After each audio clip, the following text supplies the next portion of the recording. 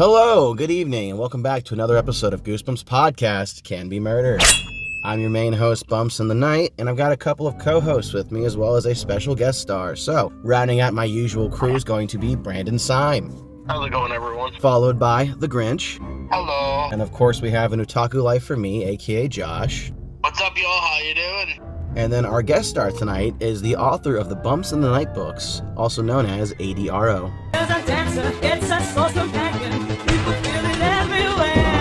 What's going on?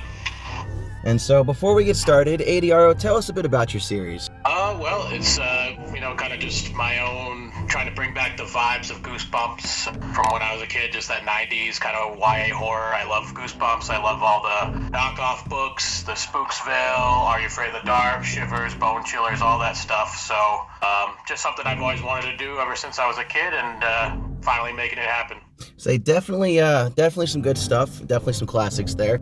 I am curious, when you launched this first book, did you have to have it, proofread by anybody, or did you just kind of throw it out there and let it be? I have a couple of proofreaders. My girlfriend, she, I give her everything, and then we hang out, and she reads it back to me, and so that's a huge help as you're hearing her, it's someone else's voice, and as you're hearing it, you can type things sometimes, but when you hear it back sometimes, it's like, huh? That doesn't sound right.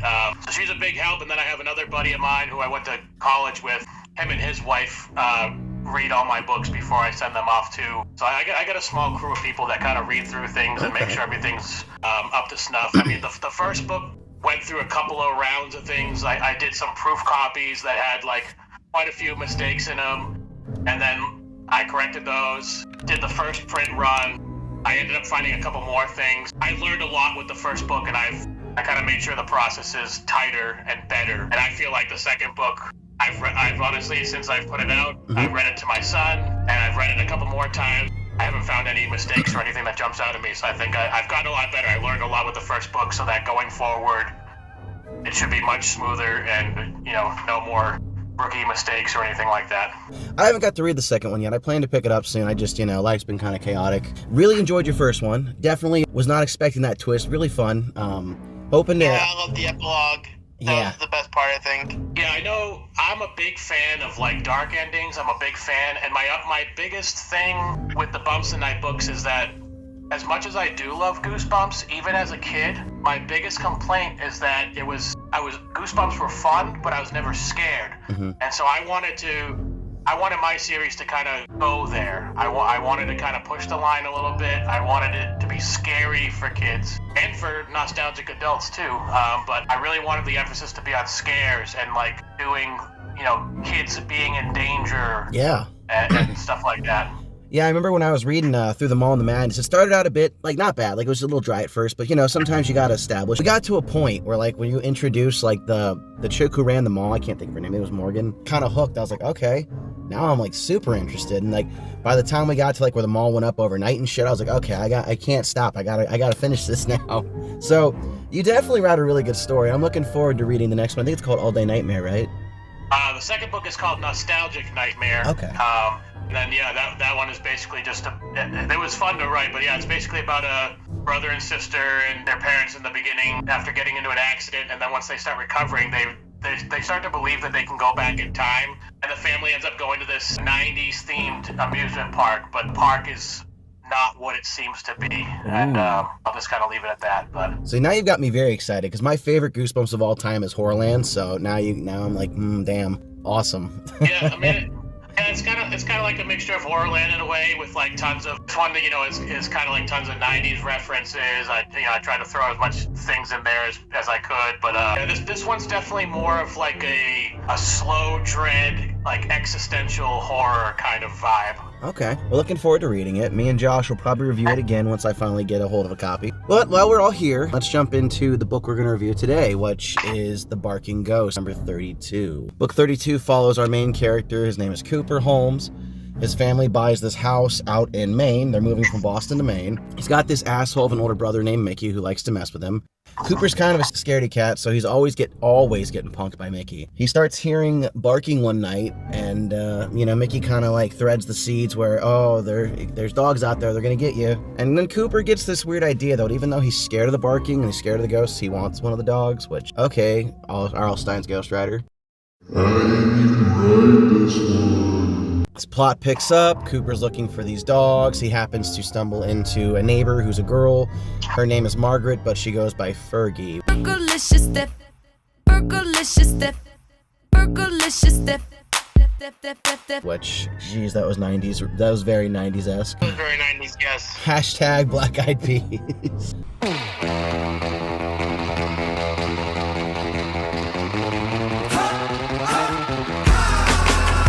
So Fergie continues that whole story where, oh, there's ghost dogs out there and they're going to get you. You should move away. Your whole property's haunted. Your family's house is haunted. This is sold to Cooper. Cooper believes this. So Cooper decides that he's going to convince his parents it's time to get out of here. We got to move, right? We go through what seems to be a Boy Who Cried Wolf kind of deal, which, by the way, I forgot to mention, Cooper's brother had already met Fergie, so he kind of pushed her to scare Cooper. Cooper runs away. He happens to stumble across some water. He sees his reflection, and next to his reflection, he sees like a black Labrador with red eyes, which is like the cover art. From there, he is chased home by these two ghost dogs. Nobody can see them. His dad doesn't believe him. Then we have that Boy Who Cries Wolf syndrome where it's like all the dogs are jumping through the walls, they're opening the chips, they're causing all kinds of mischief and mayhem, and no one believes him except Fergie. Then we get to like where the crucial point in the story where things change. His parents go out of town, they're having a slumber party, which, weird, not questioning it, but in the 90s, boys and girls, same age, sleeping over, weird. Just saying.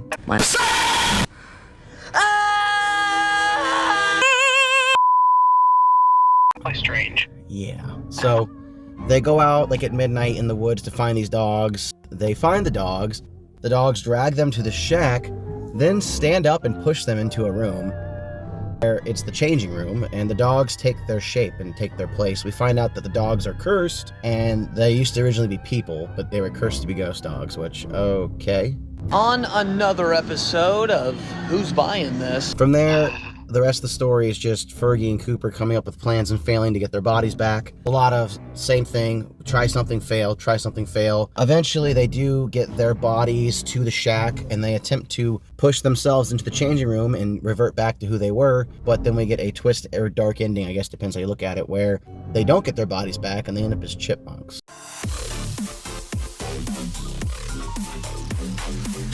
And that is more or less the Barking Ghost. So let's kind of go over it with everyone. Grinch, what'd you think about this story? It was interesting. Like you said, it was a little slower than the other books. One thing that was always on my mind, when the evil dogs pushed them into the thing, like I couldn't remember the episode doing like a tree instead of like a shed type place. So either I'm going crazy or it's just deja vu. Yeah, inside the episode they used a tree versus the room, but in the book it was the room. Oh yeah. Brandon, what were your thoughts on this book? So just to put this fun fact out here about me for this book, I was terrified of that cover as a kid. That and Slappy, both I could not stand. So I didn't read this book until I was much older. I think I read it when I was like 11 or 12, when I actually got around to actually reading it. Actually going back to it, it's pretty corny. I'm sorry to say it. It's a very corny book. Nothing wrong with that. Josh, what'd you think of this book? It was okay. I mean, it's a good middle tier book, honestly. Not really scary, not really. It's just meh to me. Okay. ARO, what are your thoughts on this book? Yeah, I mean, it's been a while since I've read it, but hearing you kind of give the regurgitation of it there, it's kind of coming back to me. I remember the squirrel ending. I feel like even when I was younger, I kind of thought this one was more on the cheesy side. It wasn't, nothing really scary about it. Definitely a more middle of the road Goosebumps book. Nothing like standing out really. I honestly think that and I could be wrong here timeline wise because I'm not sure, but my guess is Stein wrote this as like a soft nod to Cujo just because he had to continue making books in the schedule he was on, or he had a ghostwriter do it, which very possible at this point. Yeah, also that's something I always wondered. Who let the dogs out? Who let the dogs out? Who let the dogs out? What's that? In the book, the family moves to somewhere in Maine, like he said. Like, is that a nod to Stephen King? Or am I going crazy? Might be. Like, half his books are made in Maine. It could be, but in the same breath, it could have just been he picked a place. Maybe there is some legend about ghost dogs in Maine that we don't know about. Being from Florida, I couldn't tell you much. I'm more of a fever swamp kind of guy here. All right. I've never heard anything. I live pretty. I can be to Maine in 20 minutes from where I live. I will say, once you Maine is a huge state. I'd be curious. I don't know if it tells exactly where in the book, but like once you kind of get maybe like an hour past Portland, Maine, there's nothing. Like for hours and hours, Maine is just like woods and backwoods people. There you are. Outsider! Probably not even running water and stuff like that. It's pretty hicky way up in So Maine. Maine is kind of like the Appalachia, we were trying to say. In some ways, once you get past a certain point, yeah, because you get, there's like southern Maine, and they got a lot of cool beaches and stuff like that. Portland is like a big city there, and then you go up a little bit more north, and you get in a city called Augusta. That's actually the capital of Maine. But once you kind of get past that point, and Bangor is where Stephen King lives. I've been to his house before. Oh, nice. But once you get past that, it's like a good another 3 hours, and you would hit Canada. But there's so much just like nothingness there, just untouched woods, people living in trailers, like it's pretty rural. So for all we know, this could be based on a true story then, because there's a little shack where the dogs change. Yeah. Let's circle back here, starting with Grinch. What's one thing you didn't like about this book? Probably the dogs. Here's the thing. I'm fine with Doc being the villain, but I feel like having them come out of nowhere and just is like, oh, we're gonna take your body. It's like, okay, first of all, Sime, you already gotta do this later on with the body snatchers, along with the body snatcher from the film. That's just basically a Freaky Friday, but horror. You're really cute, but I don't know what you're saying. All right, Brandon, something you didn't like about this? Honestly, as a kid, especially now, the ending with the squirrels. All right, Morty, pack your shit. That's only gonna keep him down for a little bit, Morty. You fucked with squirrels, Morty. I was like, wow, riveting ending there. Josh, what's one thing you didn't like about this? Okay, can I just say the book itself? I mean, honestly, the book is boring. It's not good. It's not even scary. I mean, I remember reading it as a kid, and I actually said, I said to my dad, I'm like, I want my life back. I want the 2 hours it took me to read this book back. ARO, how about you? I gotta say, the character of Cooper himself, I just didn't like him as a character. He was annoying, and I just remember, from what I remember reading it, and it just, he was scared of everything and kind of whiny. Yeah, not a fan. Can I be honest? Can I be honest with you, man? When I was a kid and I read the book, I'm like, no offense, Cooper. I was thinking in my head, like, I would bully the fuck out of you if I were your brother. Yeah, definitely. I'm like, dude, why are you such a crybaby? That's a bold statement since you used to be bullied. I also bullied my brother too. I was gonna say, didn't you tell us on an old episode, I think when we did the haunted mask one, you used to get called Carly Beef at school? Keep it down out of here. I'm trying to sleep. No, I didn't. Maybe that was me. I got made fun of for being Jewish. Oh, please. All you ever do is call me names and rip on me for being Jewish. Kyle, when have I ever ripped on you for being a Jew? Oh, yeah? Well, you're a stupid Jew. You're a Jew. Shut your goddamn Jew mouth. Good job, Jew. Jew. Shut Jew. You're Jewish. Dude, he's Jewish. Jew. Jew. Jew. Jew. Jew. Jew. Jew. I told you Jewish people don't have rhythm. F*** off, Carmen! I got called Barf Boy for a whole different thing that if you want me to get into it sometime, I'll tell you about, but... Maybe later. Considering you grew up when South Park was big, I could see why you got ripped on for being a Jew. I would have done that too. Oh. Yeah, I had it on my mind too, like... I've read a lot of books, especially in the Goosebumps series, and rereading this one, I did not enjoy it. I want to say it's probably somewhere up there between The Ghost Next Door and both Mummy books for me. And tonight we're reviewing the best Goosebumps book ever created, Chicken Chicken. Shut up, your opinion is false if you think it's bad. Tastes like chicken. Don't talk shit about Chicken Chicken, Josh. We're not there yet. We're not there yet, but all I'm gonna say Is it the classic? That's all I'm saying. Yeah, come on. How you gonna shit on such a goated book, you fucker? Yeah, come on, man. It's absolute cinema. That's all I'm saying. Absolute cinema. Am I the only one who understands the complexities of this ambitious cinematic masterpiece? This movie isn't stupid! You're stupid! It's not our fault that you can't understand this complex masterpiece, okay?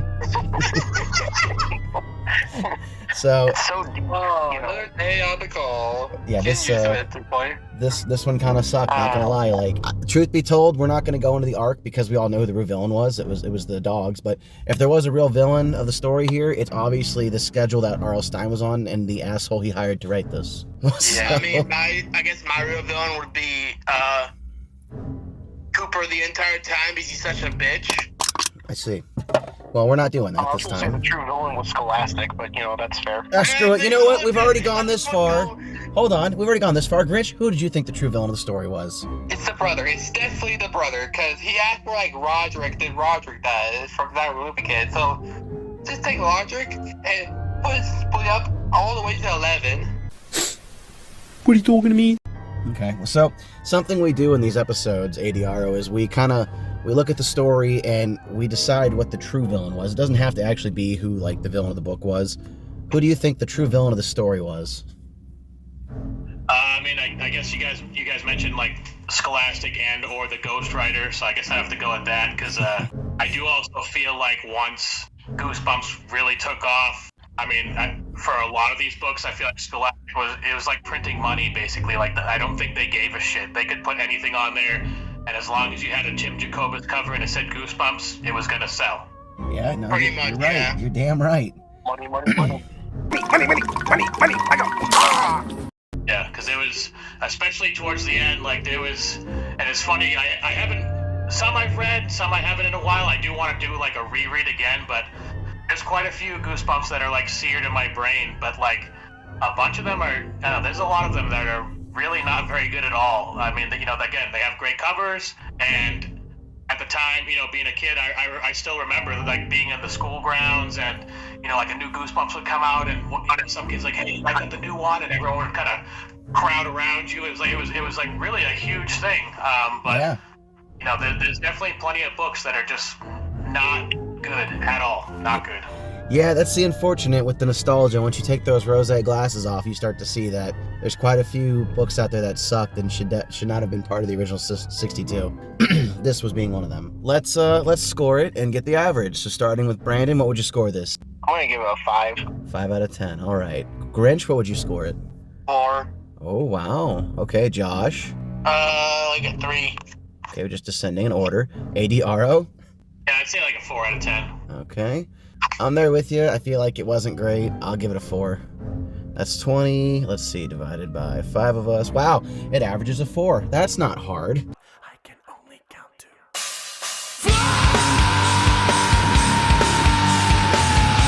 So yeah, this is an F-tier book, and it's not hard to see why. It's the Freaky Friday of Goosebumps, but it's not even a good Freaky Friday. So, I'm curious, out of the books you guys, I assume you guys are going in order from 1 to now you're at, what, 32? Yeah, we're going... So, mostly. We're mostly in chronological order. Every 2 or 3 books, we do a spin-off or we do a Give Yourself episode where we all sit down and read the book together. Okay, I've just been curious, like, what has been your highest rated book so far that you guys have covered? That's a good question, I edit them, but I don't keep track of the scores. I tell you... Werewolf Fever Swamp is 1. That. I know. Haunted Mask. Haunted Mask is another. Yeah. Haunted Mask is another. Horrorland. One I think we have is pretty high.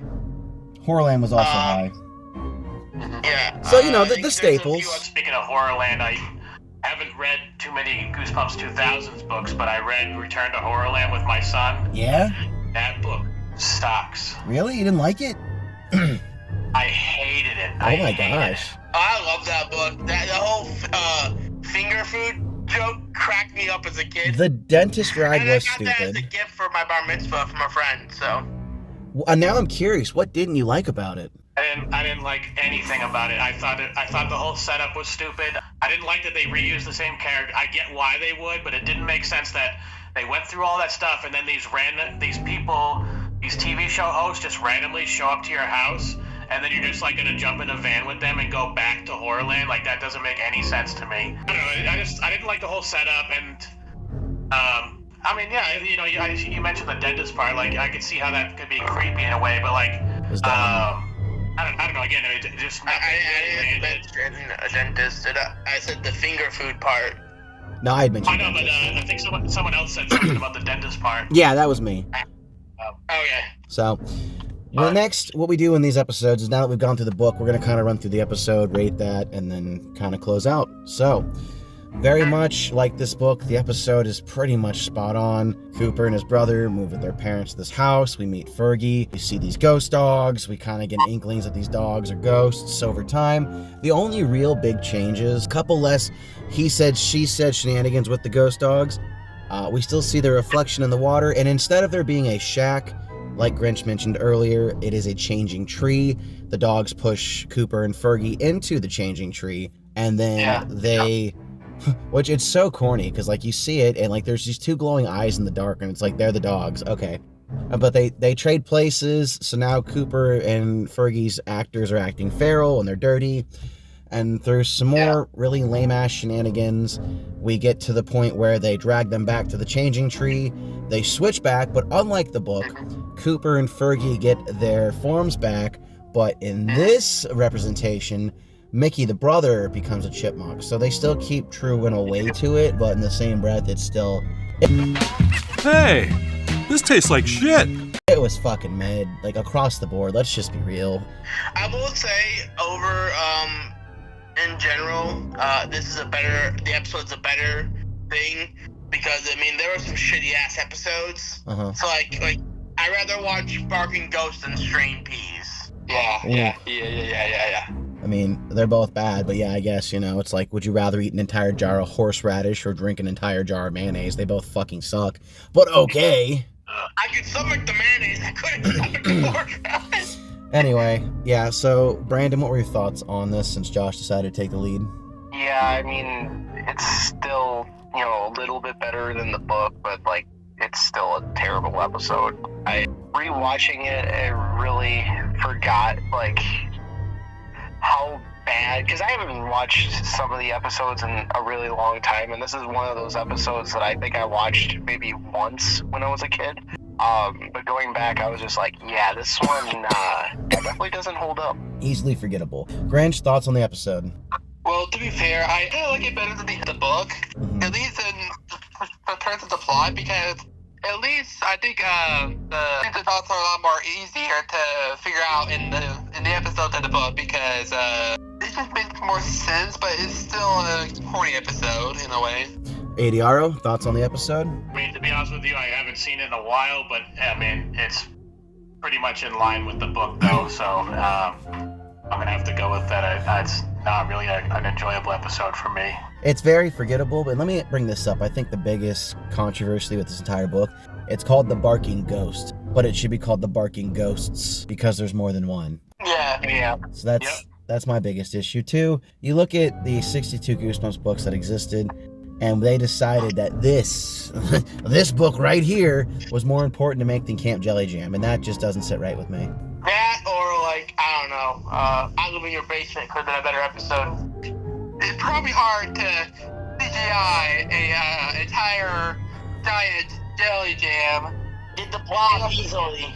They could have just painted the blob purple and covered him in slime. Yeah, literally. Really hitting the gritty right now. Literally grittying. Super gritty. I mean, shit, they reused Saber for like 4 different episodes. Just saying. Yeah. Anyway. Saber's an animatronic. Here's the thing. Have you ever read the comic version of No. Save that for the actual book. You're jumping ahead. Let's get to a scoring on the episode and close out. So, Brandon, 1 through 10, what would you score this episode? 4. Alrighty, 4. I feel like that's going to be the norm. Alright, Josh? 3.5. Alright, Grinch? 4. Alright, ADRO? I'll go with a 4. Alright, And since Josh likes to make my life hard, I'm just going to meet in the middle here at a 3.5 to make the math easier. Divided by 5. 3.8. We're going to round that up. Surprise, surprise. It's a 4. Like I said, it's mid. It's not his best work. It's not the Ghost Rider's best work. I think everyone can agree. Like ARO said, they just printed it to print money. But at the end of the day, somebody should sit down in a corner somewhere and think about their lives. Go sit in the corner and think about your life.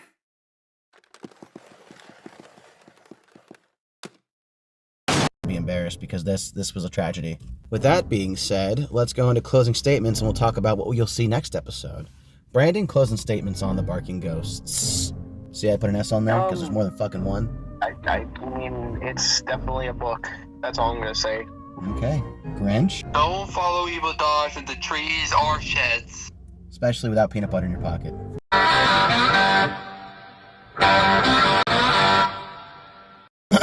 Josh? Yeah. Okay, it's the Barking Ghost, not Barking Ghost. ARO, closing thoughts on this? Just not really a fun book. Not one for me. Fair. All right, so join us next episode when we do a Give Yourself episode where we are going to be diving into Scream of the Evil Genie. So I'm excited. This kid's definitely on crack right now. Yeah! yeah, I have not read that one, so I'm looking forward to tearing through it with the boys. So, all right, thanks for watching. If you haven't already done so, make sure you click those buttons like, share, subscribe, comment. If you want to be part of this next episode, feel free to click the link down below and join our Discord. Either way, we appreciate your viewership and we'll stab you in the next one. Bye-bye. All right, and we are clear. Adios.